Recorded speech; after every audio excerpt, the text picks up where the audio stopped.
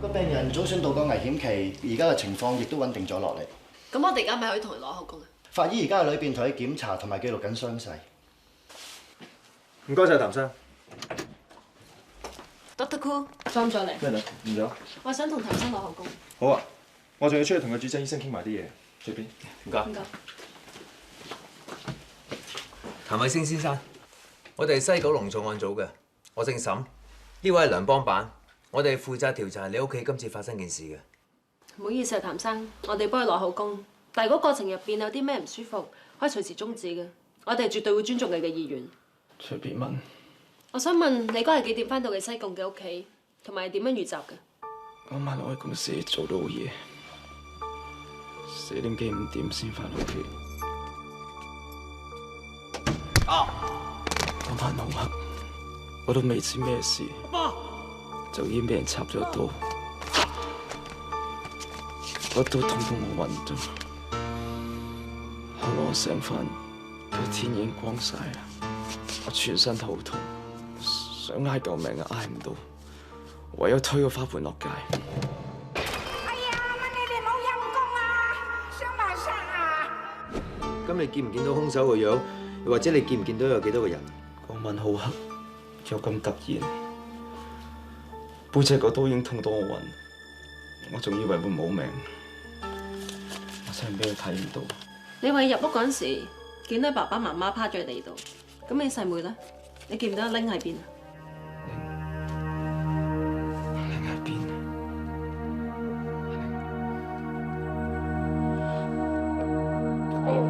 我諗唔到啊！唔緊要，譚生，你諗到再講翻俾我哋警方聽。你爸爸夾埋入邊有批鑽石唔見咗，我哋猜測成件慘案就因為呢批鑽石而起。你會印象你爸爸生意上面有冇啲咩仇口或者反過面嘅人？我爸嗰啲鑽石生意，我不嬲都冇興趣，所以都唔會過問。更何況我喺啲公司呢排好忙，晚晚做到3更半夜，就好似嗰晚咁。如果我係早啲返，就唔會發生啲咁嘅事。好似你遲翻，你真係執翻條命㗎啦！攞錢攞鑽石嘅船，仲要殺人。唔好咁傷心啦，譚生，交俾我哋警方啦，我哋唔會俾啲咁兇殘嘅匪徒逍遙法外嘅。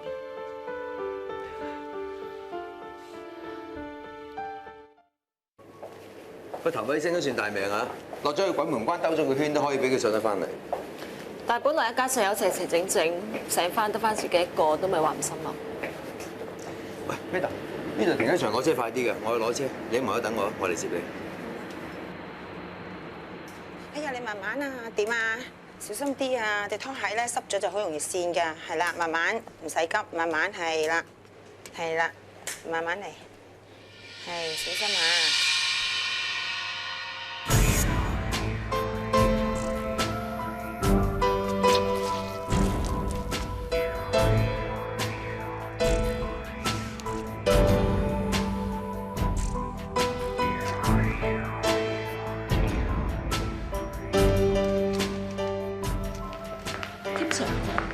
喂，咩豆？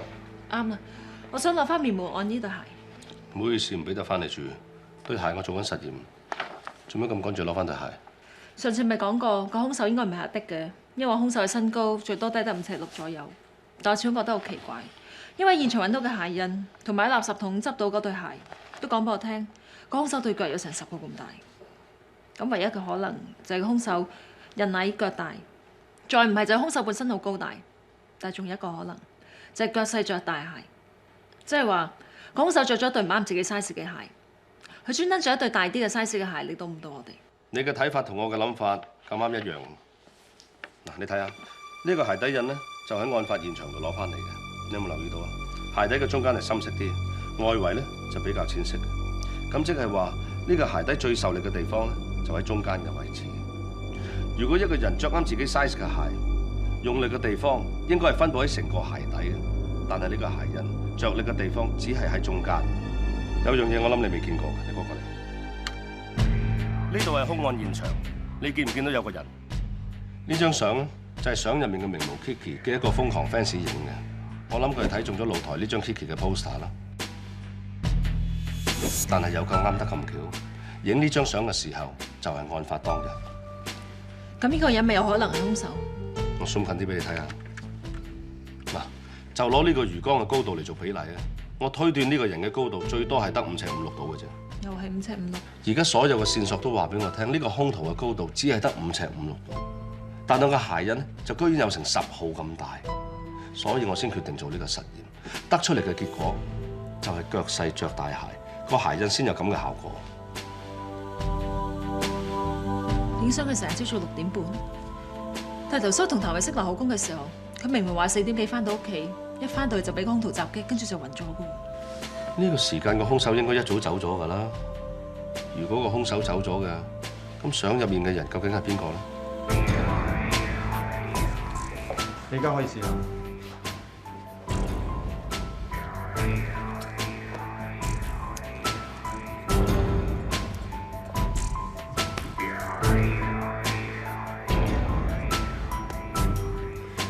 通常一個人年紀大咗，腳板底都會生雞眼或者腳枕，而呢對鞋底凹陷嘅位置就正好同譚德腳板底嘅雞眼同埋腳枕嘅位置吻合。咁呢對鞋就好有可能係譚德嘅。冇錯，咁即係話兇手故意着咗譚德對鞋嚟到我哋。可以咁講。兇手一路試圖擾亂我哋。首先，佢喺死者身上面用另一把刀，再加幾個傷口，當我哋以為兇手唔止一個。另外再着埋譚德對鞋，多地為身形高大。咁我哋可以由零開始，重新再組織個案情。首先可以肯定嘅，石間嗰邊有5個人嘅指紋，4個就係譚德一家4口，另外1個就係阿的。但阿的有不在場證據，所以可以不理。而另外屋入邊有4個人嘅血跡，3個死者，1個就係傷者譚慧星。我建議我哋可以試下案情重演。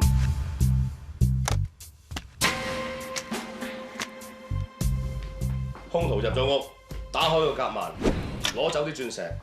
走嘅時候，俾譚德發現。咁喺呢個時候，譚德就攞住阿的早幾日留低喺度嘅士巴拿嚟追賊。但因為我哋喺譚德嘅枕頭底度發現呢個士巴拿嘅火舌，咁照我推斷咧，譚德係曾經收埋呢個士巴拿枕頭底嗰度用嚟防賊嘅。嗱，講翻轉頭啊，譚德喺呢個時候就同阿賊喺個廳度糾纏啦。糾纏之間發出聲音，就嘈醒咗佢老婆同埋個女阿玲。阿玲佢哋咧就喺個房度走出廳啦。嗱，根據兇案現場嘅血濺痕跡同埋屍體嘅乾溫，我推斷個兇手第一個係殺死譚德，第二個係佢老婆，最後殺死嘅就係佢個女阿玲。當譚德、佢老婆、佢個女都死晒之後，照計個兇手係可以執起地下啲鑽石離開兇案現場，但係佢冇咁做，佢仲攞住把殺咗人滴緊血嘅刀喺度逗留。跟住佢就係廳呢度滴咗啲血落地下。啲血就滴咗喺呢一度，跟住個兇手就再攞另外一把兇刀出嚟，喺屍體上面整多幾個傷口，等人以為喺成個過程裏邊其實係有2個兇手喺度。佢仲細心到着埋譚德對鞋，等我哋誤會佢。但係唔通啊，點解佢唔即刻走啫？仲有譚慧星，我扮譚慧星。譚慧星話：當佢一翻到嚟嘅時候，係俾人從後襲擊。係啊，譚慧星話翻到嚟嘅時候，個兇徒仲未走，跟住兇徒就用。咪住，有問題，仲係好大問題添。譚慧星係俾咩襲擊嘅？應該係仲未揾到嗰把 B 刀。咁佢後腦嘅傷口咧？阿的嘅士巴拿。咪住先，我手上面嘅唔係士巴拿嚟嘅喎，係殺咗人嘅 A 刀。但我同譚慧星驗過後腦嘅傷痕，佢的而且確係俾士巴拿所傷。冇錯啊，士巴拿上面的確有譚慧星嘅皮屑同埋血跡嘅噃。譚慧星的確係俾士巴拿所傷嘅。咁點解有刀唔用，要用士巴拿？咁啊，只有2個可能性。第一個可能性就係個兇手放低咗把刀之後，拎起個士巴拿嚟襲擊譚慧星。冇可能，手上面有2把刀都唔用喎，要放低嚟攞把士巴拿。咁啊，第2個可能性就係譚慧星佢講大話。佢點解要講大話？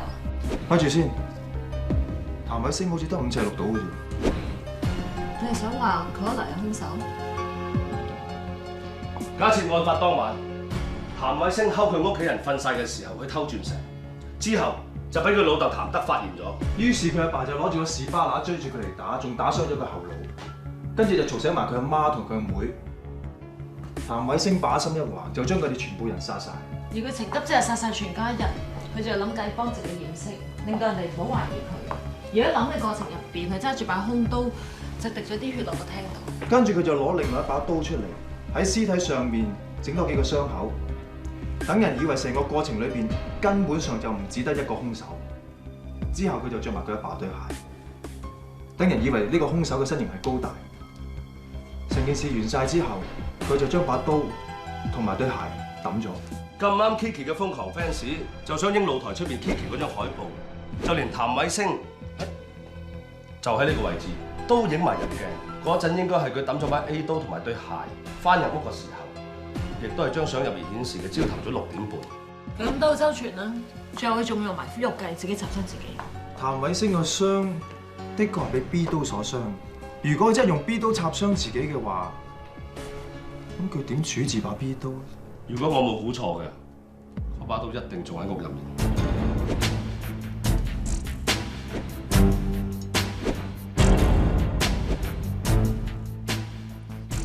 呢把刀嘅厚度同闊度同譚偉星背部傷口吻合嘅喎，所以呢把有可能係 B 刀都未定。呢把刀都洗到好乾淨。咁會唔會攞唔到血跡啊？咁啊，未必。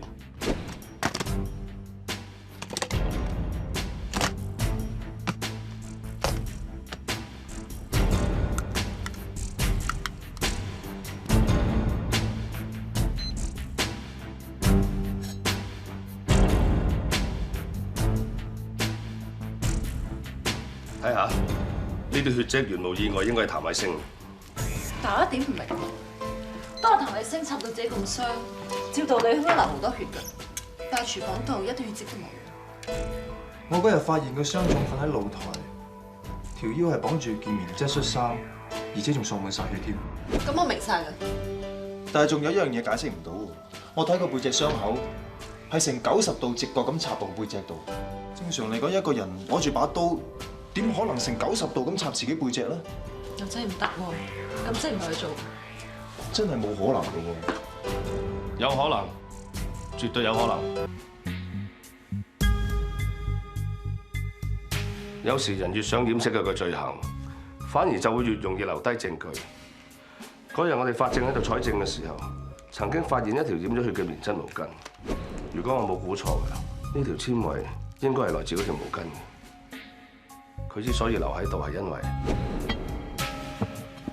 譚偉星就用條毛巾包住把刀柄，然後就將把刀固定喺兩個櫃中間，跟住就想借力咁樣插傷自己。照你咁樣講，就有可能係成90度咁插落自己背脊度。就算真係故意插傷自己，都冇理由將自己插到咁傷㗎。你嗰日見到嘅咧，差唔多死咁滯喎。我睇個背脊傷口有成5寸咁深，仲差啲傷及肺葉。如果搶救唔及時嘅話，可能佢已經冇命。但如果真係咁樣插自己嘅話，就等同自殺嘅啫。冇錯啊！正常嚟講，一個人係冇理由咁蠢嘅，除非當時發生咗啲咩意外啦。嗱，譚偉星喺案發當日係着住一對皮底鞋嘅，而呢啲咧就係防火嘅地磚。如果呢啲磚面上面有血跡，又或者踩到啲乜嘢咧，就會好跣腳嘅。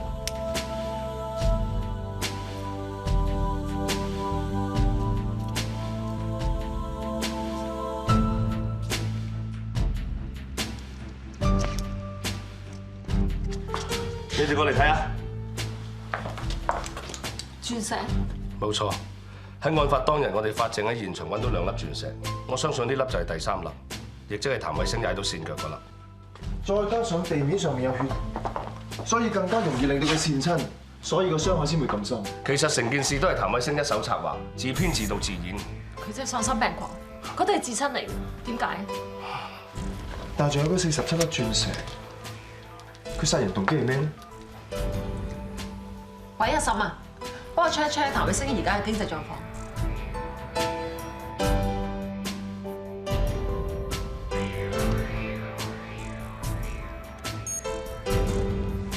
天 Sir， 譚偉星鞋帶嘅直交凹痕鑽網同第3粒發現嘅鑽石，無論係大細尺寸同埋形狀，都完全吻合。呢個壓痕證物實驗證實咗我哋嘅推測，譚偉星喺案發當日真係踩到粒鑽石，所以跣到造成咁深嘅傷口。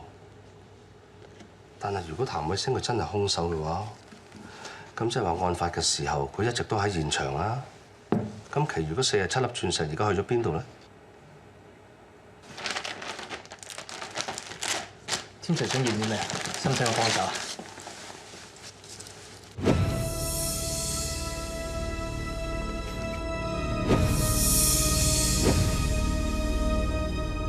唔使啦，江仔，你已經幫咗我。唔該晒 Sir。阿咩得啊？我做好辛苦，好頭暈，點解仲要翻嚟呢度啊？我差啲俾人殺死，我真係唔想再翻嚟。唔使擔心，你唔會死喎，有德姑睇住你，我帶翻嚟想重組案情。你都唔會有好死㗎啦。點解咁講啊 Sir？你早排同我講，IT公司好忙，我哋 check 過，我諗我明你點解咁忙，因為忙住還債啊嘛。你公司根本就好有問題，錢你根本周轉唔嚟。做生意借錢好正常啫，更何況我已經傾緊單生意，爭未簽約啫嘛。一簽約啲錢就翻嚟，到成人因就鬆㗎啦。咩客？俾名單我睇好嘛？我諗將嘅債客就大把。你公司根本已經差到連租都交唔到，你走投無路，所以翻屋企偷鑽石，仲殺晒你屋企人。你講咩？你冇冤枉我。你講萬一心翻嚟偷鑽石，點知俾老豆就發現咗，然之後用士巴打你，打傷佢後腦，你嬲得滯就殺咗佢，然之後佢阿媽你妹行出嚟，你見到佢哋連佢哋都殺埋，係咪咁？你亂講！呢班差人冇用，揾唔到兇手屈我。你嗰個二個有眼睇㗎，我傷到咁重，爭啲冇命，我點殺人啊？因為有意外咯。你好聰明，你識得毛巾包住把刀，食喺兩個櫃中間，扮到俾人插傷嘅假象，但係細估唔到你會跣腳，所以傷口插得好深，爭啲冇埋條命。但係都因為咁誤導咗我哋，當我哋以為你都係受害者，你為批鑽石殺晒自己全家，你係咪人嚟㗎？你咁冷血嘅？我哋有足夠證據證明你係兇手㗎。如果仲有少少良知嘅話，你早為你自己嘅罪行負責。黐線！我會咁冇人性殺咗我自己屋企人？講係啊，查案講證據嘅，證據啊！好啊，你話我偷鑽石，鑽石喺邊啊？你咩啊？天 Sir， 點解你又會嚟嘅？冇，我見法證部啲證物驗嚟驗去都冇乜結果，咁咪再嚟現場睇下有冇證物可以拎翻嚟再驗啦。誒，你哋聞唔聞到啊？聞緊咩？啲腥味啊，好腥喎！嗰陣腥味啊，係喺個魚缸度發出嚟㗎，你哋聞唔到咩？譚生，江魚你養㗎？我阿爸養開，我唔識，我冇掂過。江魚咁多日冇人換水，梗係一陣味㗎啦。既然江魚唔係你嘅，咁不如倒咗佢啦。如果唔係越嚟越臭嘅。唔倒得㗎，我阿爸啲心血嚟啊！唔倒得啊？咁啊啱嘅，譚生你咁孝順，之但係唔倒都要幫江魚換下水先得㗎，係嘛？阿 Sir，你手傷唔好喐啦，小心啊！你唔識會搞死江魚嘅啫。譚生，你對江魚都咁有感情，但係點解你對人，甚至至親嘅人都咁殘忍嘅咧？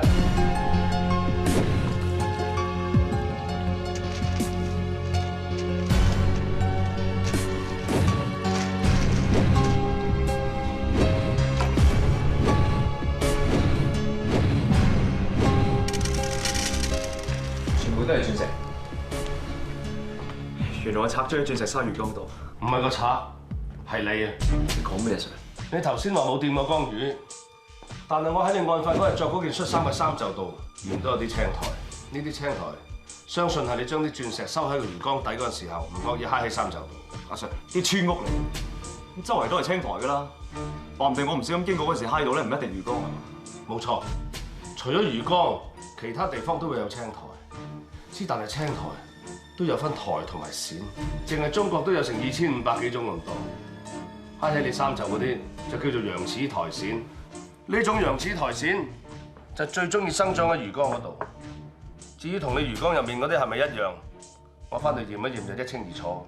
可能天 Sir 講得太專業，你未必明。但係而家已經天網恢恢啦。你為咗啲鑽石殺死你爸爸媽媽，你仲殺死埋個妹，你殺得落手嘅咩？唔關我事，係個死佬嘅嘢逼我㗎。我嗰晚就係想偷鑽石，點知俾個死佬嘅嘢發現咗。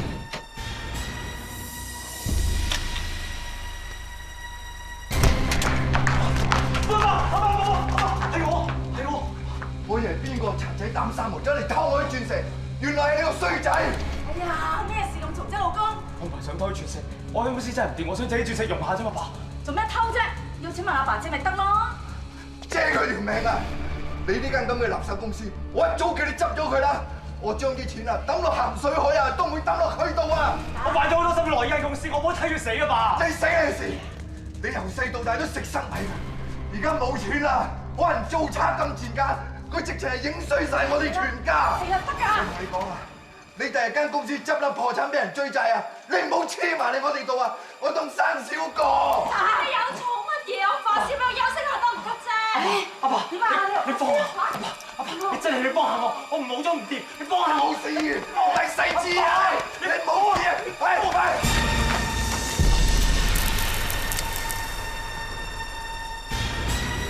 你個死仔，我報警拉你！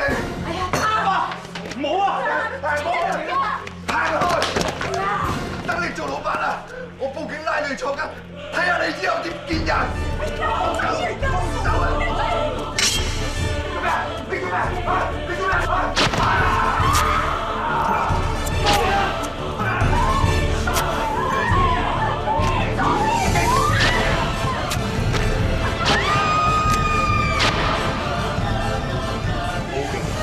我想我死啊！